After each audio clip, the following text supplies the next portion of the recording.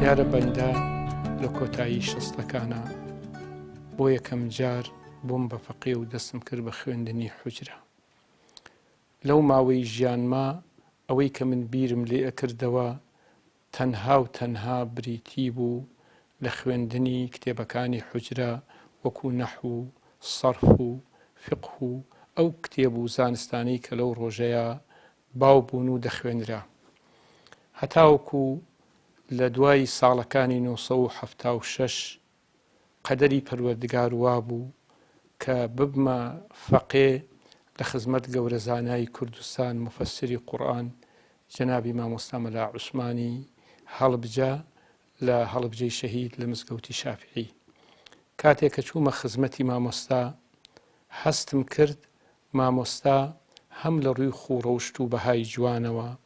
هەم لە ڕووی تێگەیشتنی بۆ ئیسلام، هەم لە ڕووی ڕۆشنبیریەوە جیاوازیەکی زۆری هەیە لەگەڵ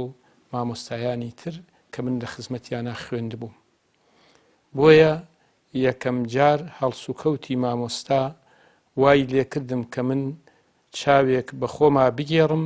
بێجگە لە کتێبەکانی حوجرە ئەو کتێبانی کە ئەخوێنرا ئەمان خوێن کە من لەو کاتەیە عەبدوڵڵا عەزیمە خوێن کتێبێکی مەنتیق بوو لە خزمەتی مامۆستا مەلا عوسمانە دەست بۆ چەند کتێبێکی تر بەرم. لەو کاتەدا ڕێم لە دوو کتێب کەوت، یەکیان کتێبی ئیلە الشەبابی ئیمامی شەهید حەسەن بەنا کتێبێکی پچکۆلەی 30 لاپەڕەیی بوو. ئەو کتێبە خوێندمەوە جارێک هەندێ ڕستەی هەبوو وەکو پێویست لی تێنەگەشتم.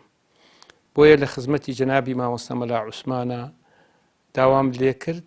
کە لە عەسرانە لە کاتێکا کە مەجالی ببێ لە غەیری دەرسەکانی حوجرە ئەو کتێبەم بە دەرس پێ بڵێ.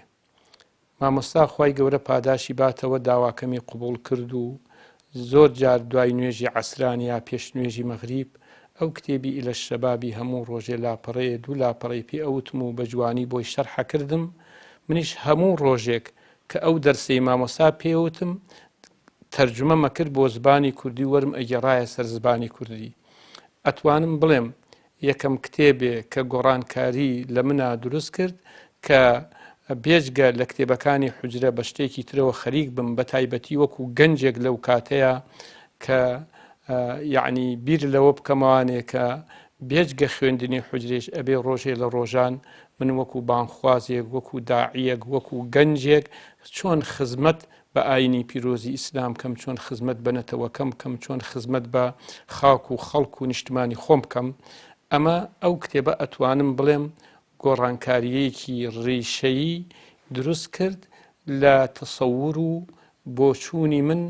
بۆ ژیان هەروەها بۆ ئاینی پیرۆزی ئیسلام بە تایبەتی وەکو گەنجێک کە گەنجەکان ئەبێ ڕۆڵیان هەبێ کە ئیمام بەنا لەو نامیلکە پچکۆلە سیلاپەڕەیە بەڕاستی کۆمەڵێ ئامۆژگاری جوانی گەنجەکان و لاوەکان ئەکا کەوا گەنجێک ئەگەر بێت و لە هەوڵ و تێکۆشانە گەنجێک لە ناو گەلێکا کەوا ئەو گەلە تووشی ڕەنج و زەحمەت و کوێرەوەری بوو بێ ئەو گەنجە ئەتوانێ ڕۆڵێکی جوان ببینێ، هەم لە ڕووی ئاینیەوە ئەتوانێ ڕۆڵێکی جوان ببینێ گەلەکەی خۆی شارەزاکە لە هەموو چەمکە ئاینیەکان، هەروەها لە ڕووی نەتەوایەتیەوە ئەتوانێ خزمەت بە نەتەوەکەی بکە، هەروەها لە ڕووی دادوەری و عەدالەتەوانێ ئەتوانێ ئیش لەسەر ئەوە بکە بۆ ئەوەی ئەو ستەم و ناڕەوایەتەی کەوا لەو گەلە ئەکرێ لەسەر گەلەکەی لای بەرێ بە تایبەتیش لەو کاتەیە کە نەتەوەی کورد ستەمی لێکرا بوو لە هەموو لایەکە مافی خورابوو وە کۆمەڵێ ناڕەحەتی و مصیبەتی زۆر و ئاوارەی بەسەر وڵات و نیشتمان و خاکمان هاتبوو. ئەتوانم بڵێم یەکێک لەو کتێبانەی کە توانی گۆڕانکاریەکی ڕیشەیی لە منە دروستکە بۆ ئەوەی من جارێکی تر چاوێ بە خۆما بگێڕمەوانێ و جارێکی تر بیر لەوە بکەمەوانێ کە وەکو کەسێک شارەزا بم لە دین ئەو کتێبە یەکەم کتێب بوو. ئەتوانم بڵێم کە هەم بە دەرس لە خزمەتی مامۆستایە هەموم خوێند، هەم لەو کاتەی شاوەرم گێڕایە سەر زبانی کوردی. ئەمە وای لێکردم کە منیش دەست بەرم بۆ ئەوەی کۆمەڵێ گەنجی باش لەو کاتەیە لە کۆتایی مەسەلەن حەفتاکانە فێری قورئانیان بکەم و کۆمەڵێک کتێبی باش بە تایبەتی لەو کتێبە ئەو کتێبانی کە لەو کاتەیە باوبوون وەکو کتێبی ڕۆح الدین الئیسلامی وەکو کتێبی مەسەلەن ماذا یعنی انتمائی للئیسلام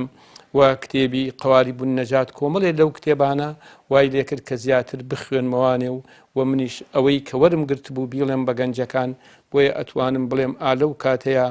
کۆمەڵێکی زۆر لەو گەنجانە کە لە دەوری بەری مزگەوتی شافعی بوون کە ئێستا کە ئەلحەمدولیلا ڕۆڵ و دەورێکیان هەیە لە ڕابوونی ئیسلامی ئەتوانم بڵێم سەرەتای ئەو ناوەڕاستی حەفتاکان بوو کە لە ڕێگەی ئەو کتێبەی ئیمان بەرناوە خوێنمەوە منیش توانیم کە ئەو گەنجانە هەم لە کۆڵانەوە بیان هێنم بۆ مزگەوت هەم لە مزگەوتیش فێری قورئان و وانەی جوان و هەروەها فێری کۆمەڵێ ئاداب و ئەخلاقی جوانی کەم کە ئێستاکە بەشێکی زۆر لەوانە کادرێکی گەورەی ڕابوونی ئیسلامین و دەور و ڕۆڵێکیان لەناو بزوتنەوە ئیسلامیەکانە هەیە و خزمەت بە ئاین و بە نیشتمان و بە خاک و بە خەڵکی خۆیان دەکەن.